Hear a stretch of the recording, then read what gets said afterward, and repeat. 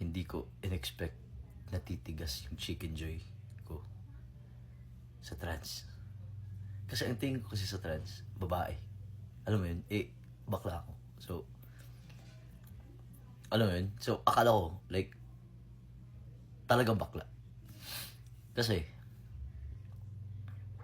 or siguro magaling lang siya. Magaling siya kumain, magaling, I don't know. Basta, naguguluhan na din ako. Nag-inuman kami sa bahay ng kaibigan ko. Bakla din. Mga pogi. Ako lang yung hindi, ano tawag yan? Ako lang yung nahalo sa kanilang questionable. Alam mo yun? Pero mga pogi talaga sila. Mga tubo dito sa Baguio. So, nag-iinuman kami. And then, may yung isang kaibigan ko na pinag-inuman namin, may mga pinsan siyang in-invite. Sorry. May babae, may trans, ganun. So, nag-inom kami, tapos lagi niya akong binabate, uy, ang pogi mo, no? Parang ganun. Pero ako, hindi kasi ako naniniwala sa ganun. Like, siguro may itsura, konti, pero hindi pogi. Alam mo, kasi iba yung definition ko sa pogi talaga. Parang ganun. Kaya every time yung magsasabi na, yung pogi mo, parang nag-cringe ako na hindi totoo yan. Parang ganun. So anyway, giinom kami. And then, masaya ang usapan, ganun. Tapos, unti-unti kasi nandun siya sa kabila, nakaupo. Unti-unti, patabi siya sa akin ng patabi. So ako naman, okay lang naman kasi sisters, di ba? Like, babae. So, okay lang, walang mali siya, like, zero mali siya, ganun. Hanggang sa magkatabi na kami, ganun. Tapos naka-angkla siya sa akin, ganun. Tapos sinahawakan niya yung legs ko, ganun, like, parang ginaganon-ganon lang niya, ganun. So, para sa akin, okay lang naman yun. Kasi nga, parang kapatid, ganun. So, habang nag-iinom kami, lagi niya akong binabate, ganun. Tapos, ang ganda ng ilong mo, no? Parang ganun, ang ganda ng mata mo. Parang, pinipatronize niya ako sobra. Parang ganun. So, parang ako naman, nakikringe na ako kasi nga, parang nahihiya ako, hindi pala cringe. Nahihiya ako kasi baka marinig ng iba. Tapos, doon yung mga kainuman namin, mga pogi. Alam mo yun, mga pogi talaga, ganun. Tapos, ako pa yung napagtripan siguro. Ang iniisip ko, parang baka ini-entertain lang niya ako kasi she don't want me to feel bad or parang left out, parang gano'n. Pero hindi naman, parang gano'n. And then, nung nagkalasingan na, no, medyo na-tipsy ako, nagsuka na ako at lahat, gano'n. So sabi niya, dito muna tayo sa kwarto. Pahinga ka muna, sabi niya, matulog ka muna, gano'n. So nakahiga na ako sa bed, nagbibiroan kami na parang banters lang, ganun. Tapos nung sabi niya, kainin ko yung chicken joy mo eh. So ang sinagot ko naman, kasi confident naman ako, na sabi ko, kahit na hawakan mo yan, hindi maging crispy yan, or hindi titigas yung chicken joy, parang ganun. Sabi niya, we, di ka, sabi niya. Sabi ko, sure ako, sabi ko ganyan. Lasing nakainom nga ako. So sabi niya, hawakan ko talaga. Sabi ko, hawakan mo. Di hinawakan niya. Noong una, as in like, hindi siya nagre-respond, ganun. Di sabi ko, diba? See? Sabi niya, wait lang. Di, inawakan niya, tapos ginanon-ganon niya, yung kamay niya, ganun. Parang, nakikiliti ako, tapos, putang ina, tumitigas yung chicken. Just ganoon ko agad, sabi ko, huwag. Sabi niya, see?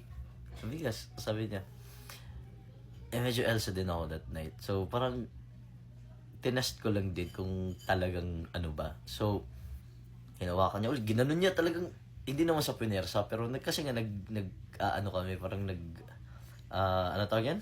Nagbibiruan. So, ginanon niya, tapos hinawakan niya, matigas yung chicken joy.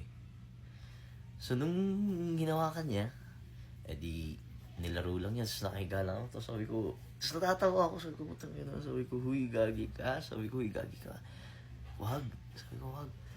Di puta ina, habang inaano niya, binaba niya yung shorts ko. Sabi ko, huy. Sabi niya, wag kang maingay. Nung kinain niya yung chicken joy ko, putak ina. Isa sa pinaka isa sa pinakamasarap na pagkain ng Chicken Joy na experience ko sa buong buhay ko. Alam mo yun na parang, putang na parang may washing machine sa loob ng bibig niya. Parang ganun may, ang sarap. Like, masarap talaga. So, nagpaubaya na ako, no? Sabi ko, tas, alam mo yun, para lang hindi awkward yung situation. Parang sinasabi ko, hey, gagi ka talaga. Parang nagaganon lang ako, pero, nagmamone ako. Like, ang sarap. Parang, ang sarap. Tapos, after nun, sabi niya, uupuan daw niya. Sabi ko, wag. Sabi ko, wag. Kasi ayoko. Sabi ko, ayoko. Sabi ko, kung gusto mo kainin mo na lang, edi kinain niya, no? Tapos, ang gusto ko pa naman kasi, pag kumakain ka ng, let's say, drumstick ng Chicken Joy. Pag kinain mo sa taas yung Chicken Joy, yung drumstick, dapat, igaganon mo din siya. Like, hahawakan mo siya sa edge ng drumstick. Parang, ganun siya. Pag ganun kasi ang ginagawa sa akin, mabilis akong matapos. Lalabas agad yung gravy, so ganun yung ginagawa niya. So, pag ganun niya, di sabi ko, baka matapos na ako. Sabi ko, baka matapos na ako. Lalabasan na ako. Sabi niya, sige lang. Kinain niya yung gravy. As in, pumutok yung gravy sa bibig niya. Like, nakakakiliti. Sobrang nakakakiliti. Putakila. Sabi ko, di pagkatapos nun, kinain niya, tapos pinunasan ko na lang sa t-shirt ko. Sabi ko, uy, sige na, pumunta ka na, baka magduda sila. Sabi ko, di, natulog ako, nahiga ako. So sabi ko, putakila. Ano yun na? So anyway, since medyo nakainom ako, nakatulog ako agad. Pagising ko, dun siya nag-sink in lahat ng putang ina. Sabi ko, bakit tumigas yung Chicken Joy ko? Bakit naging crispy siya? Babae yun. Alam mo yun? So, baka attracted din ako sa babae, or baka alam mo yun, dun ko na-realize yung mga bagay-bagay. Kasi akala ko, sa lalaki lang ako attracted. So ngayon, baka attracted ako sa babae. Parang ganun na, so, susubukan ko ulit. Hindi. Kasi, okay, ang next niyan, nagchat-chat na siya sa akin. Yun lang, na, tinatry ko ngayon siyang sabihin na, lasing lang kasi ako noon. Kasi, ang gusto ko, lalaki. Babae ka. Yun yung sinasabi ko sa kanya. Pinipilit ko pinapaintindi. Sabi niya, okay lang naman yun. Sabi ko, siguro sa iba, kung sa'yo okay lang, sa akin hindi. Kasi bakta ako. Lalaki yung gusto ko. Like, lalaki, manly, ganun. Malaki ang katawan, mabuhok, manly. Tapos, chat pa din siya ng chat na, baka gusto daw itry namin. Sabi ko,